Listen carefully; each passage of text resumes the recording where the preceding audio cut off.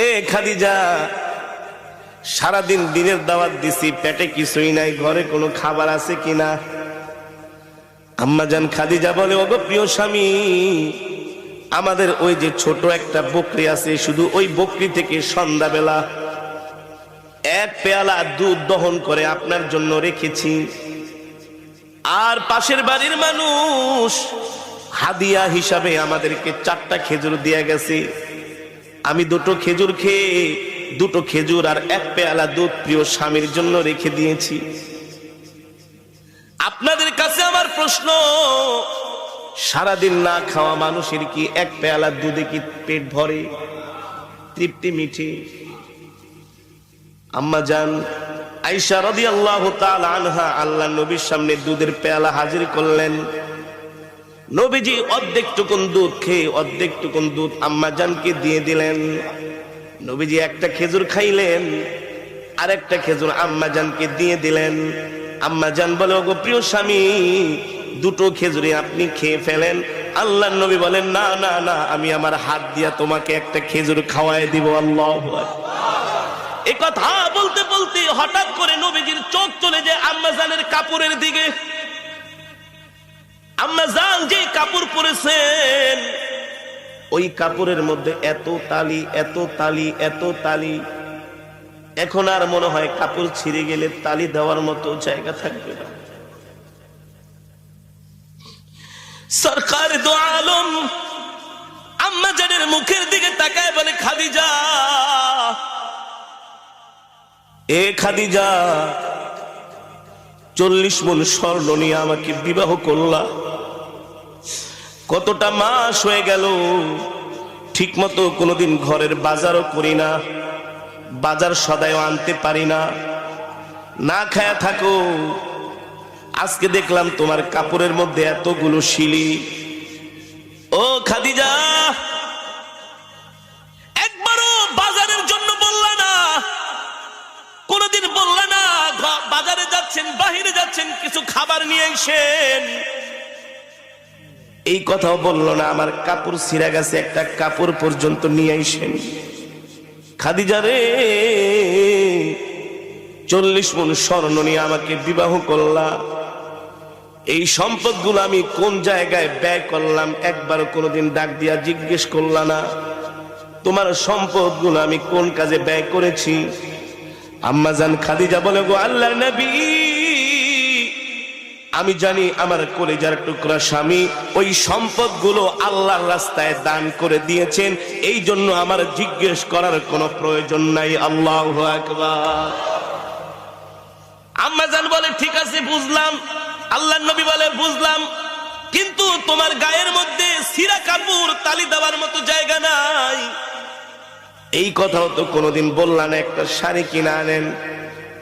আম্মাজান বলে, আমি জানি আমার প্রাণের স্বামীর পকেটে পয়সা নাই, এই সময় যদি আমি শাড়ি কিনতে বলি আমার স্বামী কষ্ট পাবে, আমি আমার কলিজার টুকরা প্রাণের স্বামীকে কষ্ট দিতে পারবো না। আল্লাহু আকবার।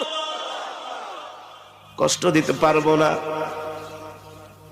এই কথাগুলো আসমান থেকে আমার আল্লাহ শুনতেছে। আর জোরে বলেন সুবহানাল্লাহ। কে শুনতেছে?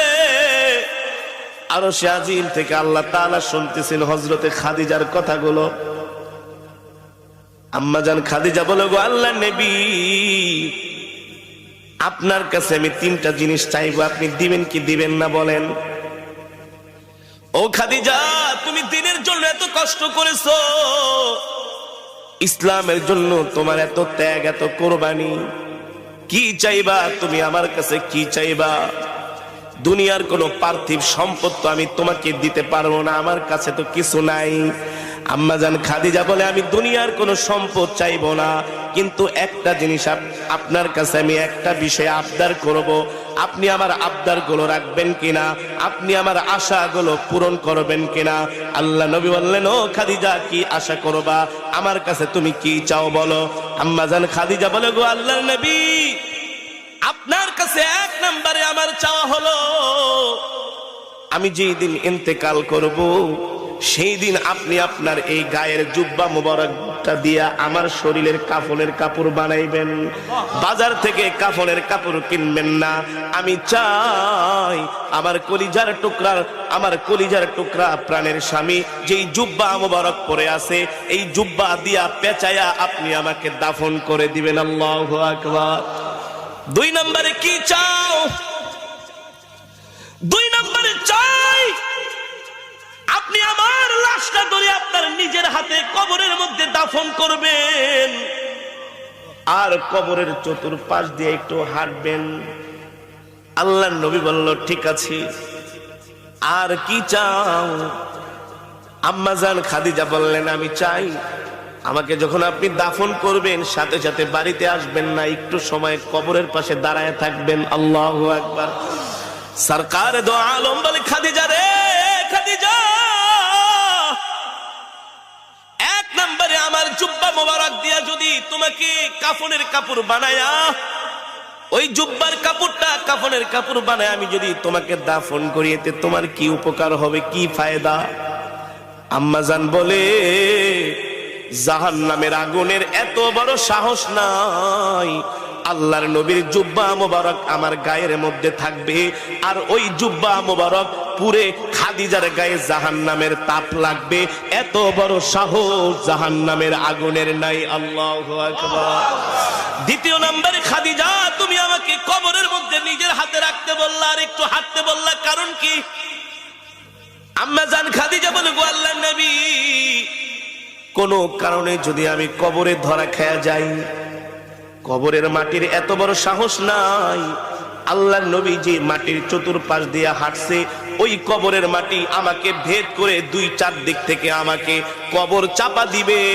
যেই জায়গায় আল্লাহর নবীর পা মোবারক পড়েছে, ওই মোবারক পা মোবারকের জায়গা ভেদ করে মাটি এক পাশ থেকে আরেক পাশে যাবে, আরেক পাশ থেকে আরেক পাশে যাবে।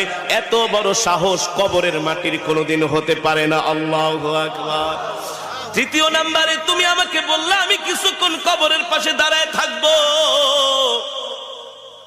আপনি কিছুক্ষণ কবরের পাশে দাঁড়ায় থাকবেন, এর কারণ হলো মুনকার নাকির ফেরেশতারা যখন সওয়াল করার জন্য আসবে, আপনি আমার সওয়ালের জবাবগুলো দিয়ে দিবেন। আল্লাহু আকবার। যারা বলেন আল্লাহু আকবার। আল্লাহর নবী সরকার দো আলম বলেন, খাদিজা আমি তোমার শর্তগুলো মেনে নিলাম, আমি তোমার শর্তগুলো মেনে নিলাম। আসমান থেকে আল্লাহ জিব্রাইলকে পাঠিয়ে দিয়েছে, জিব্রাইল যাও যাও যাও, আমার বন্ধু শুধু আমার খাদিজার এই শর্তের সাথে আমার বন্ধু একাত্মতা ঘোষণা করে নাই, আমি আল্লাহ আমার বন্ধুর সাথে একাত্মতা ঘোষণা করেছি। আল্লাহু আকবার। কারণ আমার খাদিজা দ্বীনের জন্য, আমার দ্বীনের জন্য এতটা কোরবানি করেছে, স্বয়ং আমি আরশের মালিক খাদিজার উপরে সন্তুষ্ট হয়ে গেছি।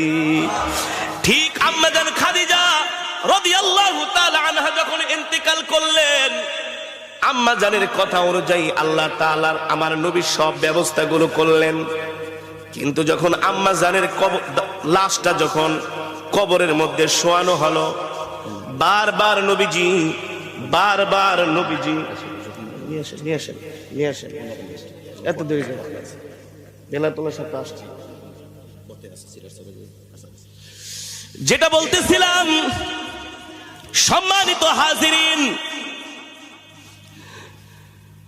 আম্মা জান ইন্তেকালের পরে বারবার সরকার দো আলম, ইমামুল আম্বিয়া, সাইয়্যিদুল মুরসালিন, খাতামুন নবিয়্যিন, আল্লাহর নবী বারবার আম্মা জানের মাথা, চেহারা মোবারকটা আম্মা জানের বারবার কিবলার দিকে ফিরায় দেয়।